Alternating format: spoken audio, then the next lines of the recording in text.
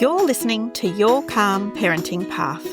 I'm your host Nina, a mindful parenting coach and mum, here to help you go from overwhelmed and reactive to calm, confident and connected with your kids. This show is for parents who want to raise their children with more patience, less stress and a whole lot more joy. Because small shifts make a big impact and you can build the parenting life you've always wanted. If you want to see what I'm up to, follow me on Instagram at Mindful Parenting Lifestyle, and don't forget to hit follow or subscribe so you never miss an episode. Let's get started. Hi, and welcome back to Your Calm Parenting Path. This week, we're talking about something that touches so many of our everyday moments as parents: self-compassion. We'll explore how guilt and shame show up in our parenting, how they're different, and how self-compassion can help us shift from self-criticism to growth. I'll also walk you through the 3 key elements of self-compassion and how to spot them or strengthen them in your day-to-day life. I hope today's episode feels like a warm cuppa with a friend, one that reminds you you're not alone, you're not failing, and you're already doing something incredible just by showing up and being here. So let's begin by asking the question, what is self-compassion? Self-compassion means offering ourselves the same kindness, understanding, and support that we'd offer to a friend, especially in moments of difficulty, failure, or pain. But many of us, especially as parents, tend to do the opposite. When we're having a hard moment, we double down on ourselves. We think self-criticism will keep us accountable or push us to do better. But actually, it tends to leave us feeling more defeated, more reactive, and more disconnected from our kids. Self-compassion isn't self-indulgent or letting ourselves off the hook. It's about holding ourselves with care and honesty, acknowledging the struggle, recognizing our shared humanity, and choosing to be kind, even when we're hurting. Before we explore how to build self-compassion, let's talk about 2 feelings that can easily trip us up as parents: guilt and shame. 2 feelings we all experience, but which land very differently in body and mind. Guilt says, I did something wrong. It focuses on behaviour. It's uncomfortable, but it can guide us to make amends and do better next time. Shame, on the other hand, says there's something wrong with me. It focuses on who we are. It doesn't lead to growth. It leads to hiding, silence, and self-loathing. In parenting, guilt might sound like, I don't feel good about how I handled that. I was overwhelmed. I want to try a different approach next time. Shame might sound like, I yelled again. I'm a terrible mum. My kids are going to grow up messed up because of me. When we let guilt guide us and meet it with self-compassion, we grow. When we let shame take over, we stay stuck. Which brings me to a story I come back to often. In one of his teachings, the Buddha shared a powerful metaphor. He said that when we experience pain in life, it's like being shot with an arrow. That's the first arrow, life's inevitable discomfort. It might be a difficult moment with your child, a sleepless night, a meltdown in the supermarket.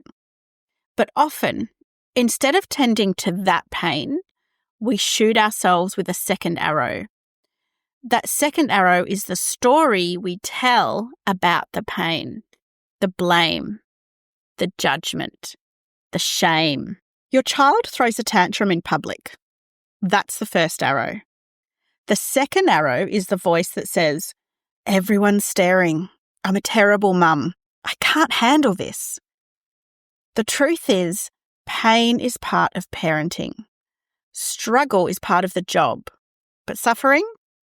That's often layered on by how we treat ourselves in those hard moments. We don't have to shoot the second arrow. We're already hurting. We're already stretched. the second arrow only deepens the wound. And that's where self-compassion becomes such a powerful practice. It reminds us that pain is part of life, but self-judgment doesn't have to be. Self-compassion offers us a different way forward. It gives us space to acknowledge the first arrow, to say, this hurts, without adding more pain on top. And it gives us the tools to move through that moment with more gentleness, more clarity, and more possibility for growth.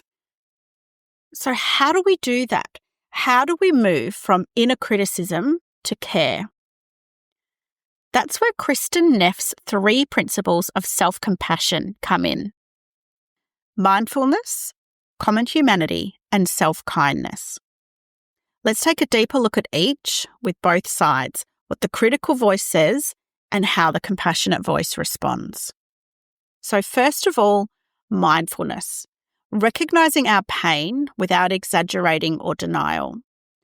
So without mindfulness, we either suppress our feelings, we say, it's fine, I'm fine, they're just kids, or we catastrophize. This always happens, I'm the worst, I can't do this. So with mindfulness, we name what's happening, simply and clearly. I'm feeling overwhelmed right now. This is a really hard moment. Mindfulness gives us a pause. And in parenting, a pause is gold. It's the difference between reacting and responding. So here's an example. You're trying to get out the door. One child can't find their shoes. Another is whining about breakfast. You're about to lose it. Mindfulness is the moment you feel that rising heat and say, okay, this is my edge. I need to breathe. That's a self-compassionate pause. The second element of self-compassion is referred to as common humanity, realizing that we're not in this alone. So without it, we isolate ourselves. We say to ourselves, no one struggles like this. Everyone seems to be managing, except me. We feel broken or uniquely flawed. With common humanity, we remember that parenting is messy for everyone. Struggle is not failure. It's part of being human. So you might say, other mums have yelled at bedtime. Lots of parents feel touched out, overstimulated, and stretched too thin. It's okay. An example of this, imagine you're at the shops and your toddler lies down screaming in aisle 5. Everyone stares.